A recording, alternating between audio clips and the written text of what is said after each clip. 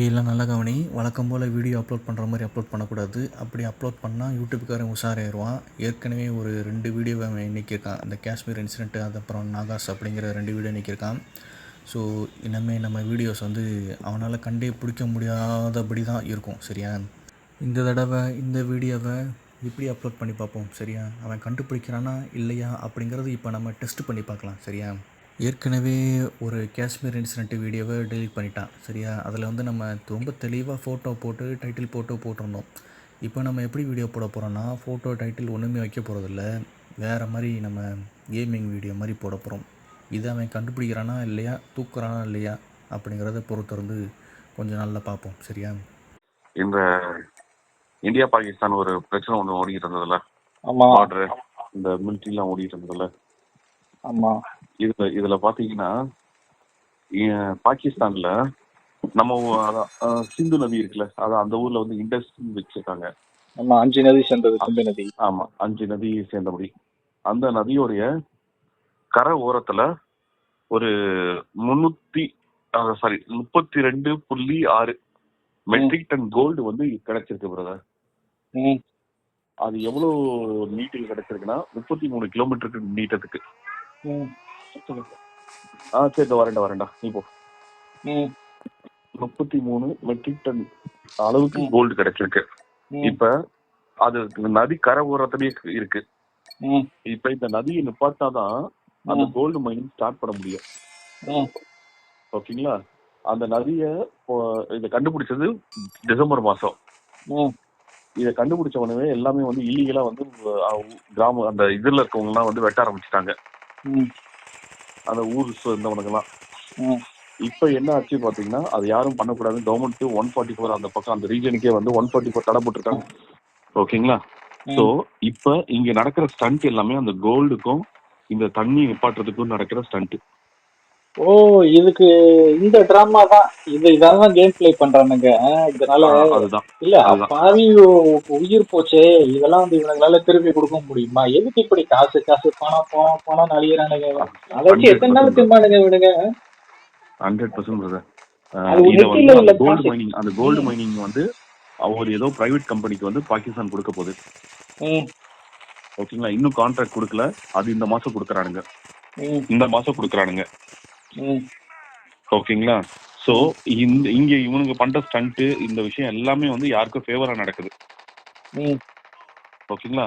எனக்கு தெரிஞ்சு அந்த கான்ட்ராக்ட் எடுக்க போறவனுக்கு ஃபேவரா நடக்குது. அந்த கான்ட்ராக்ட் எடுக்கிறவன் கார்ப்பரேட் கம்பெனியா இருக்குமோ? இருக்கலாம் பிரதர். யாருன்றது இன்னும் கொஞ்ச நாள்ல தெரிஞ்சிடும். இந்த கோல்ட வந்து பிரைஸ் டிசைட் பண்றதே அவனுக்குதான், தெரியுங்களா? கண்டிப்பா எல்லா மைனிங்ஸ் எல்லாமே பாத்தீங்கன்னா நிலக்கரி சுரங்கத்துல இருந்து அந்த இது பல்பலைஸ் பண்ணுவாங்களே டங்ஸ்டன் சுரங்கம் வரைக்கும் எல்லாமே கார்பரேட் தான்.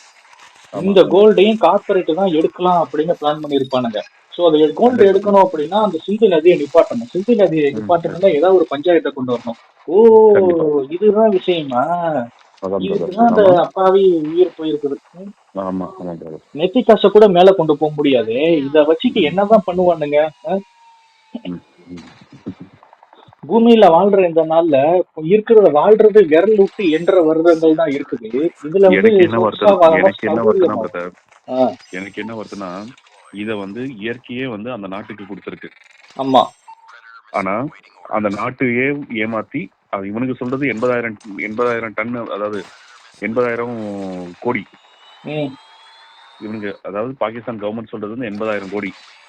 ஆனா உண்மையான விஷயம் வந்து வேற எங்கேயும் இருக்கும், ஏதோ வேல்யூ இருக்கும். அதை விட எனக்கு தெரிஞ்சு அதை விட மினிமம் 3 மடங்கு அதிகமா இருக்கும், இல்லைன்னா 30 மடங்கு அதிகமா இருக்கும். 100% பிரதர். அப்போ இத வந்து அந்த நாட்டு மக்களுக்கு போகாம இன்னொரு திருட்டு பயனுக்கு போகுதுன்றதுதான் எனக்கு வருத்தமே. இல்ல, இந்த போர் இன்னும் நிக்கல பிரதர். இப்ப ஏற்கனவே 27 பேர் செத்துட்டாங்க. இதுக்கு மேலேயும் அப்பாவி பாகிஸ்தான் மக்கள் சாக போறாங்க. எல்லை பகுதியில இருக்கிற இந்தியர்களும் பாகிஸ்தான்களும் இன்னும் சாக போறாங்க. சண்டை வரப்போகுது. கொண்டு வருவானுங்க பிரதர். இல்ல அப்படி ஒரு மாடல் தான் பிரதர் கிரியேட் பண்றாங்க. ஆனா இவங்க இறந்தது இது இந்த ஒரு விஷயத்துக்கு தான். இந்த நதியை இவங்க இறந்ததுனாலதான் நதியை நிப்பாட்டானுங்க. சரிங்களா? இதுக்கு பின்னாடி கேம் தான் பிரதர். இப்ப எவன் எடுக்க போறான்றது இந்த மாசம் தெரிஞ்சிடும். அவனோட பின்புலம் என்னன்றது நமக்கு அடுத்து தெரிஞ்சிடும். இருங்க, அவன் எந்த கம்பெனி வாங்குறான்னு பார்ப்போம். எவன் வாங்குறான், அவன் என்ன யாருன்னு பார்க்கணும். ஏன்னா இந்த கேம் பிளே பண்றது அவன் தானே. கண்டிப்பா இதுக்கு பின்னாடி கார்பரேட் இருக்கானு அவனுக்கு தான். இது எப்படி உங்களுக்கு தெரிஞ்சது? தெரியல பிரதர், நேற்று எதாச்சியா வந்தது பிரதர். எனக்கு என்னன்னா, அவங்க அந்த 144 தடை போட்டிருக்கானுங்க அங்க. ஆமா, அந்த 144 தடை வந்து நம்மள மாதிரி ஆட்களுக்குன்றது நல்லா புரிஞ்சுக்கிட்டேன். அப்பாவி பொதுமக்களுக்கு தான் அந்த 144 தடை ஊத்துறது. அவனுங்களா அப்பாவி பொதுமக்களை திங்க விடாம பண்றதா அந்த தடை. அவன் கார்பரேட் கம்பெனி வந்து திங்க போறான். இல்ல பிரதர், 144ன்றது நம்மள சேர்ந்ததுன்ற அந்த நம்பர். ஓ ஆமா ஆமா ஆமா, நம்ம எண்ணி நம்ம கவுண்டிங்ல எத்தனை இருக்கும்? 1,44,000 பேர். 44,000 பேர். அதுலதான் ஒருத்தர் நீங்க, ஒருத்தர் நானு. இவன் நமக்கு தான் அப்படியா?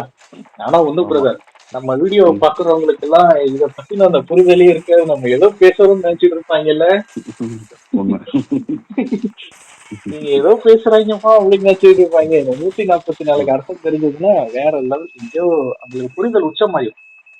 ஆமா ஆமா. அந்த இடம் பேர் வந்து பாகிஸ்தான்ல இருக்கிற அட்டாக் அந்த இடம் பேரு ATTOCK. அட்டாக். ஓகேங்களா? இது எல்லாமே நீங்க சர்ச் பண்ணீங்கனாலே உங்களுக்கு எல்லா பதிலும் வந்துருச்சு சார். என்னென்னவோ பண்ணி ஏதோ சாதிக்க ட்ரை பண்றானுங்க, ஆனா எல்லாம் காலி. இப்ப அதான் இதை எடுக்கிறவன் யாருன்னு ஈஸியா கண்டுபிடிச்சலாம் சார்.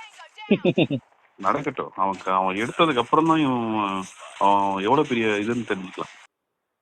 பாப்போம், எடுக்கிறவன் கண்டிப்பா.